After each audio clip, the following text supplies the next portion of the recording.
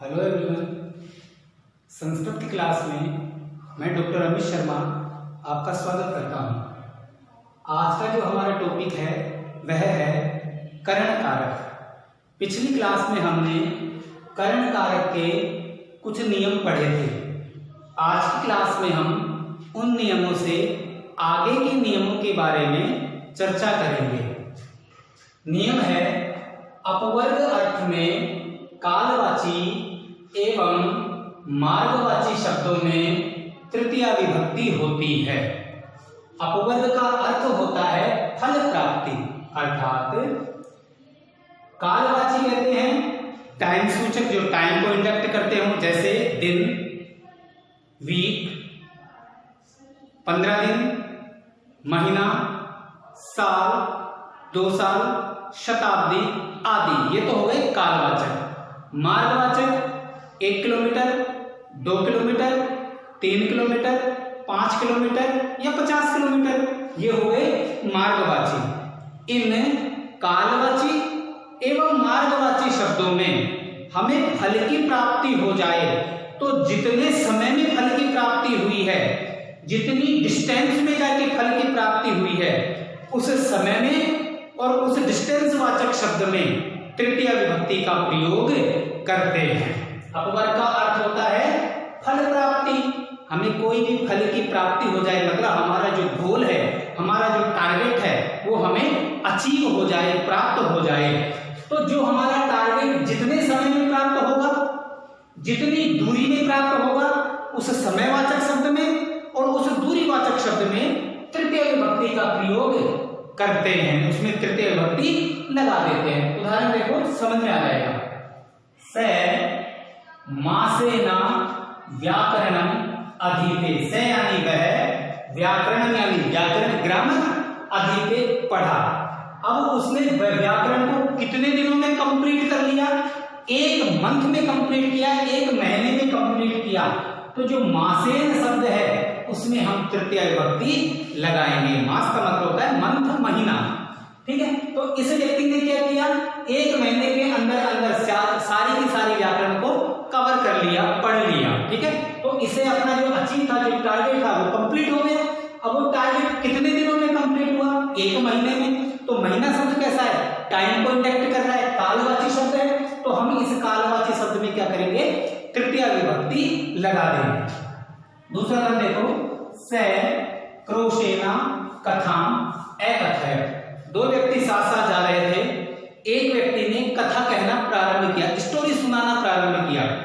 चलते गए 1 किलोमीटर 1 कोस तक जाकर के उनकी कथा वो कंप्लीट हो गई। तो कथा कितने दूरी में कंप्लीट हुई?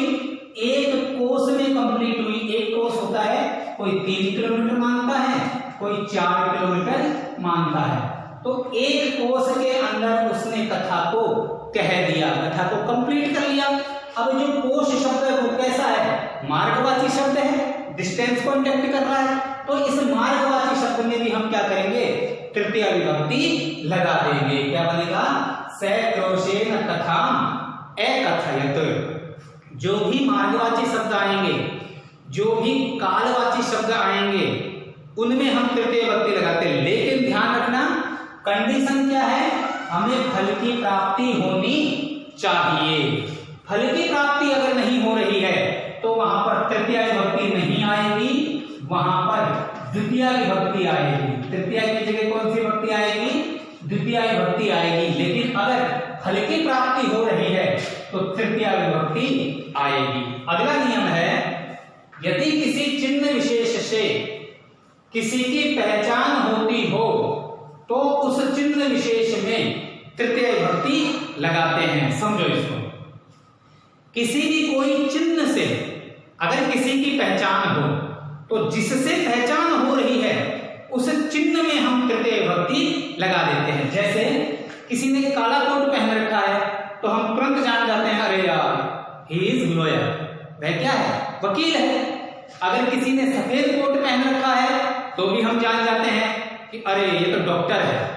अगर किसी ने खाकी कोट पहन रखा है तो हम जान जाते हैं, अरे ये तो पुलिस वाला है।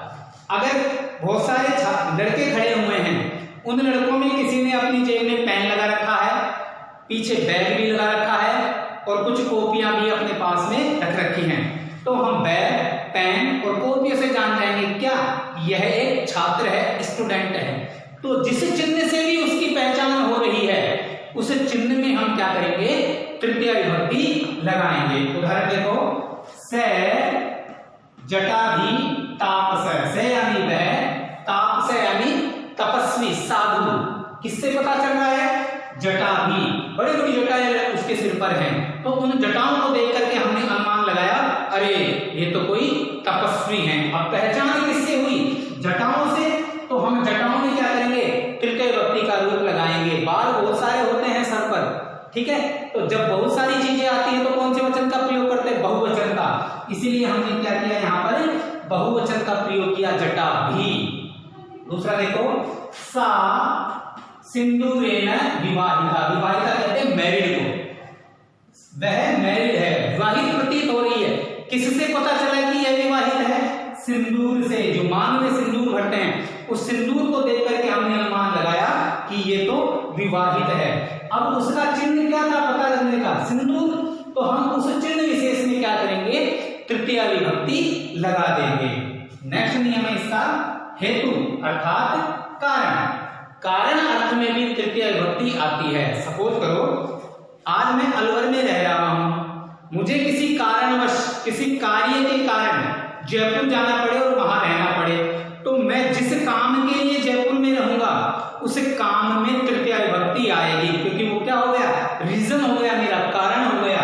उस कारण में हम क्या करेंगे, तृतीय विभक्ति लगा देंगे। हेतु कहते हैं कारण को, रीजन को। उस कारण अर्थ में तृतीय विभक्ति होती है, उस कारण में हम तृतीय विभक्ति लगा देते हैं। उदाहरण देखो, से अध्ययनेन वसति, वसति यानी रहता है, किस कारण से रह रहा है। अब उसका रहने का रीजन क्या है, कोई तो रीजन होगा जिसके कारण वो रह रहा है। क्या रीजन है, अध्ययनेन, स्टडी, पढ़ने के लिए वो रह रहा है। तो जो रहने का कारण है उस कारण में हम तृतीय विभक्ति लगा देंगे। दूसरा देखो, विद्यया यशः वर्धते, यश बढ़ता है, किसके द्वारा बढ़ता है, कारण क्या है यश का बढ़ने का, विद्या। तो विद्या में हम तृतीय विभक्ति लगा देंगे। नेक्स्ट नियम है इसका, अलम के योग में तृतीय विभक्ति होती है।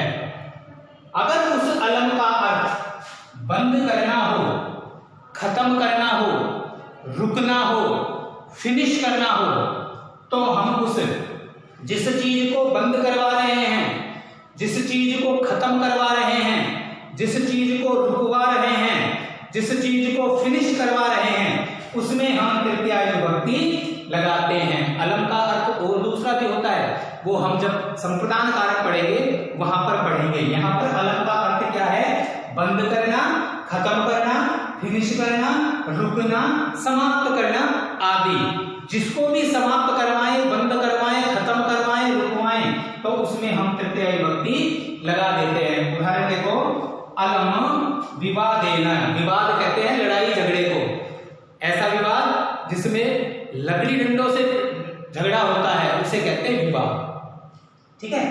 अब हमने क्या किया, दो व्यक्ति थे आपस में लड़ाई झगड़ा कर रहे थे, हम गए और हमने उनके उस विवाद को खत्म करवा दिया। हमने क्या खत्म करवाया, विवाद खत्म करवाया।